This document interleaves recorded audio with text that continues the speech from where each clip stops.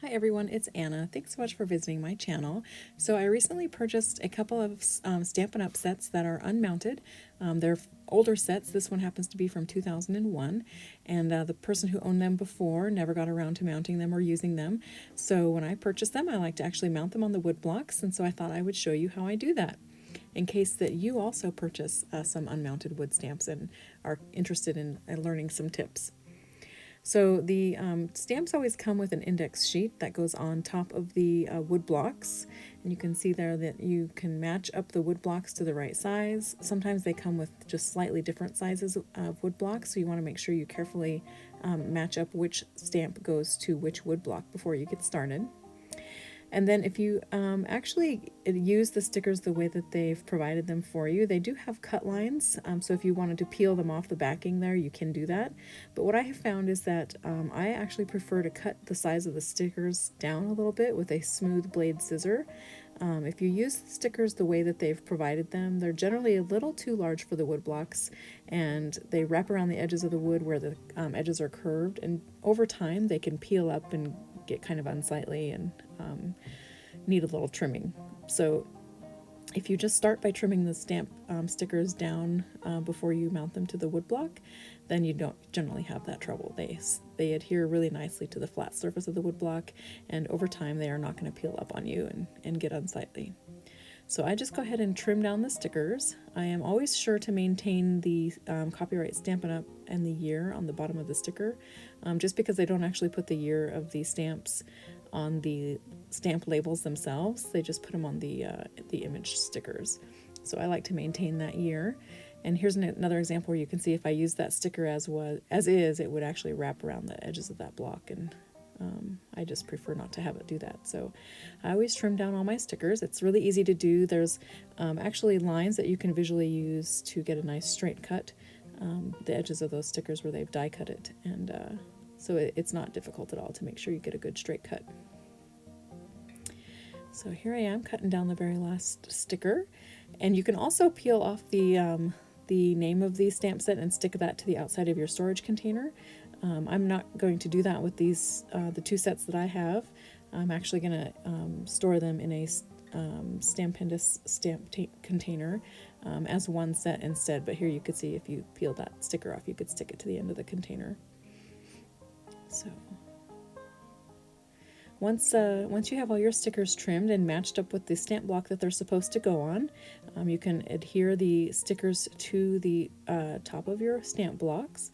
And I like to kind of look at my stamp blocks and choose the prettiest side, and that's the side I put the sticker on. That's the side you're going to see most often, so why not enjoy that beautiful wood grain that wood block has.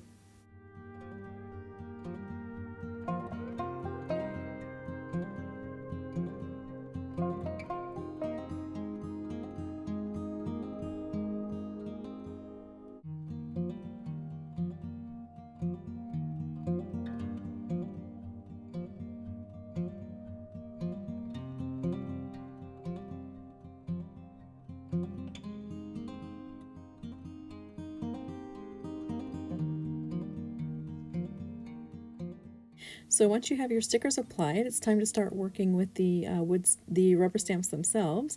I like to tear them all apart so they're each their own individual stamp. And then I'm going to use my tonic scissors. These are a non-stick blade, and they have a serrated edge, so they cut through this rubber and the adhesive, the foam adhesive, and the backing sheet really nicely. I'm going to use just straight cuts. I'm not going to use any curved cuts. Even if I'm going around with a round design, I'm just going to use a series of straight cuts. And I kind of push the rubber down into the blade of the scissors so that it has a really nice grip. The scissor blades have a really nice grip on the rubber. And then I cut out the little extra bits here. So you can see I'm still using just really nice short cuts to get that rubber snipped out of there. You want to be really careful not to cut the design, the stamp design itself. You can't actually put it back once you snip it, so you need to be really careful that you don't snip the stamp design itself. So here you can see this rounded design. I'm still using straight cuts, little short snips, to cut the extra rubber away from the design. And that's really important. You don't want to cut away the foam underneath the stamp itself. So by using straight cuts, you can keep your blades really nice and vertical and not worry about undercutting that rubber. So I'm just going to continue cutting away the excess rubber. You can see that I actually like to cut away all the little excess bits too, around like the little scarf and the snowman's arm. I'll cut away the extra rubber between the scarf and the snowman's belly. I like to cut away all the little extra bits. Those are just areas that would allow ink to catch and can cause problems when you're stamping. So I like to cut away all those little extras, little bits. It's not necessary, but it's just something I've always done. I actually find the process of mounting rubber stamps very relaxing and enjoyable, and so I always take my time to make sure I have the rubber cut just so. If I have the choice to buy a stamp set either mounted already by somebody else, or if there's an option to buy it new unmounted, I'll generally purchase it new unmounted so that I can go through this process myself and make sure that it's trimmed just the way that I like it, that the stamps are mounted to the blocks just the way that I like them, and things like that. So this is just a process that I enjoy.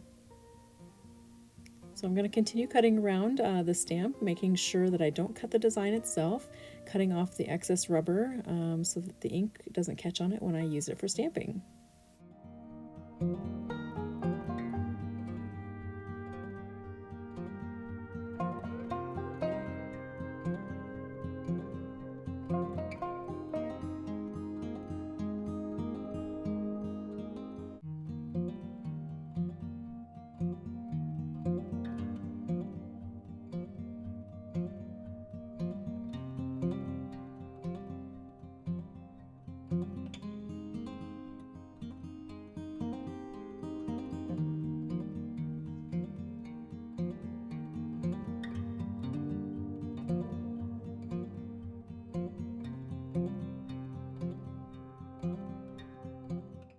So once you have all of the rubber stamps trimmed, nicely trimmed, you want to match them up with the appropriate block.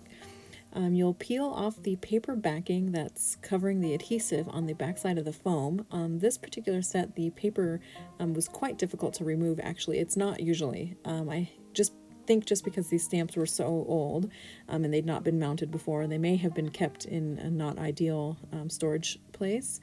It just caused that paper backing to adhere really, really well to that adhesive. They could have been, in a stack of stamps, and this one was towards the bottom, so they had maybe a lot of weight on them, something like that. Something made this paper backing stick really well to the adhesive. But with a little perseverance, you can always get it off of there. So then what you want to do is you want to line up the stamp and get it placed just right on your stamp block. Now, some people will mount their stamps down towards the bottom so that they always know that the bottom edge of the bottom edge of their stamp block is where the edge of their stamp is. I don't particularly like that because it makes the block a little bit wobbly. So I tend to like to mount the rubber stamps towards the center so that they have somewhat equal distance all the way around. And when I'm mounting a sentiment, I like to place it down like on the grid mat and visually make sure it's nice and straight on the wood block. Then once I have it in place, I turn it over and give it a good press and make sure it's really nice and adhered to that wood block. So this design, I'm taking a little bit of extra time to make sure that I get this stamp mounted correctly on the wood block. It doesn't, it's not words, so it's not easy to tell which way is up.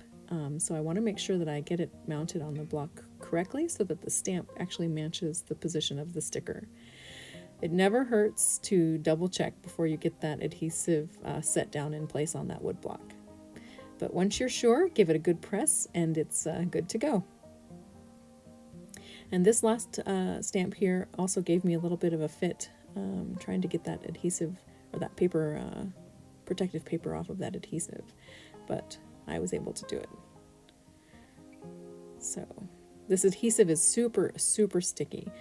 So you want to kind of keep your fingers off of the sticky part of it so that it doesn't reduce the tackiness of that adhesive.